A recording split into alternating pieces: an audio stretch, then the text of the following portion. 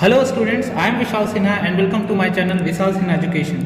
आज हम class 10th के डिलीटेड पोर्शन के बारे में बात करेंगे। यानी सीबीएसई ने इस साल के बच्चों के लिए जो पोर्शन डिलीट किया है, जो पोर्शन आपको नहीं पढ़ना है, उसके बारे में बात करेंगे, क्योंकि काफ़ी बच्चे कन्फ्यूज है इस चीज़ को लेकर। तो आइए स्टार्ट करते हैं। अगर इन डिलीटेड पोर्शन को देखा जाए तो सबसे पहले चैप्टर जो है उसको देखेंगे, लेकिन उससे पहले मैं बताऊँगा कि आप पहले अपने बुक को देख लो।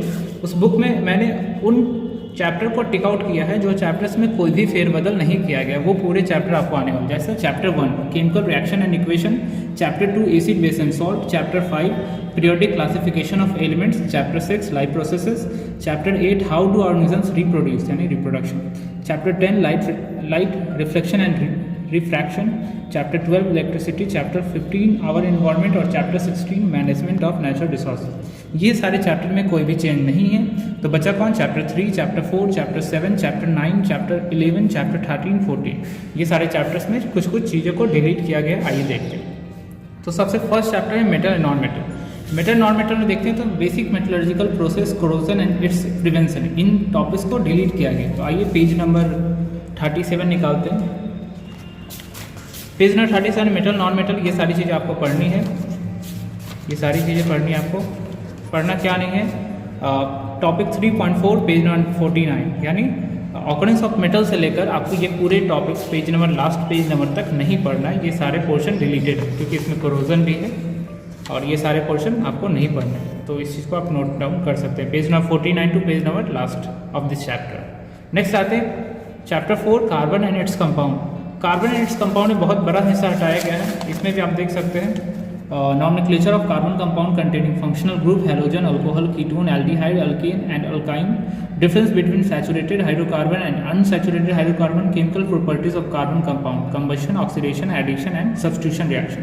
साथ ही साथ इथेनॉल एंड इथेनोइक एसिड, जिसमें प्रॉपर्टीज ऑफ वेस्ट, उसके यूजेस नहीं पढ़ने। और लास्ट है सोप एंड डिटर्जेंट। तो आते हैं पेज नंबर 58।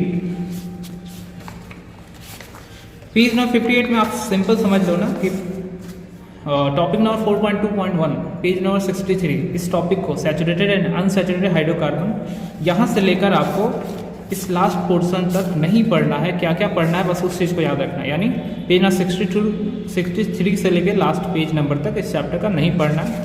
कुछ टॉपिक्स बीच में आपको पढ़ने, जैसे एक होमोलोगस सीरीज, इसके बारे में नहीं दिया गया, यानी इस टॉपिक को आपको पढ़ना है। फिर नेक्स्ट है प्रॉपर्टीज एंड यूजेस, मना किया गया है, लेकिन रिएक्शन तो आपको याद करना होगा। इथेनॉल का रिएक्शन और इथेनोइक एसिड का रिएक्शन, ये दोनों रिएक्शन याद करना है। यानी बचा क्या क्या, किसको किसको पढ़ना है इन पेजेस के दौरान?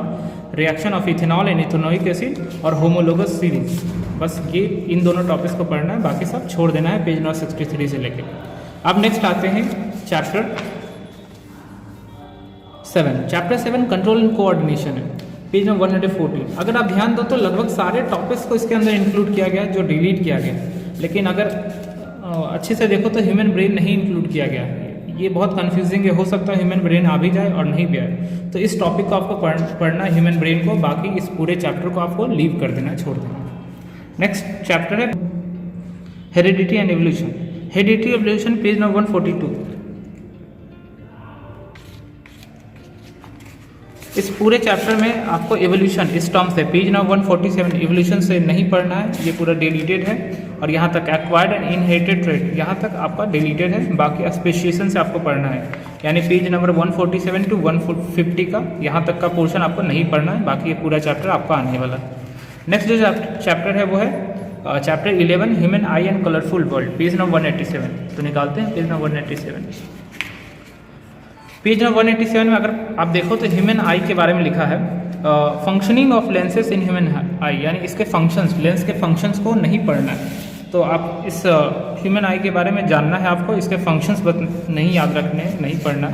और उसके बाद देखते हैं defects of vision and correction, ये पोर्शन पूरा डिलीटेड है, जिसमें myopia, hyper myopia and press myopia आता है। ये चीज़ें नहीं पढ़नी है, बाकी ये पूरे चैप्टर्स को आपको पढ़ना है। इसमें एक और टॉपिक को दिया गया है application of spherical mirror and lenses. ये टॉपिक आपको पिछले चैप्टर में आता है, तो पिछले चैप्टर में जाकर ये टॉपिक आपको नहीं पढ़ना है, इस चीज़ को ध्यान देना है आपको। नेक्स्ट जो चैप्टर है वो है magnetic effect of electric current, page number 223। अगर इसमें देखो तो इसमें बहुत सारे टॉपिक्स को इलेक्ट्रिक जनरेटर से लेकर direct current, alternating current, frequency of AC, advantage of AC over DC domestic electric circuit. यानी आप जल्दी से पेज नंबर निकालो 236। पेज नंबर 236 इलेक्ट्रिक जनरेटर से लेकर ये पूरा चैप्टर 238 तक नहीं पढ़ना है, बाकी वो पूरा चैप्टर आएगा। बस इस टॉपिक को याद रखना है, इलेक्ट्रिक जनरेटर से लेकर लास्ट इस चैप्टर तक आप टिक आउट कर सकते हो साथ ही साथ। नेक्स्ट जो चैप्टर है वो है sources of energy, page number 242। जल्दी से निकालें। पेज नंबर 242 में आते हैं तो काफ़ी आसान है, बस ये दोनों पेजेस आपको पढ़ने हैं। बाकी ये पूरा chapter conventional sources of energy से लेके ये पूरा लास्ट चैप्टर तक आपको नहीं पढ़ना है, ये सब डिलीटेड पोर्शन में इंक्लूडेड है। तो बहुत ही गुड न्यूज़ है, आपको लगभग बहुत सारे पोर्शंस हटा दिए गए हैं और चैप्टर 15 चैप्टर 16 में से कोई फेरबदल नहीं किया गया है। लास्टली आपको एक एडवाइस देना चाहूँगा कि आप सारे टॉपिक्स को पढ़ो, कोई भी टॉपिक छोड़ो नहीं, हो सकता है 11th 12th में आपको प्रॉब्लम हो जाए। तो सारे टॉपिक्स को पढ़ना है, एग्जाम के टाइम में आपको बस डिलीटेड पोर्शन पे ध्यान नहीं देना है, बाकी सारे पोर्शन पे ध्यान देना है। Okay, thank you so much.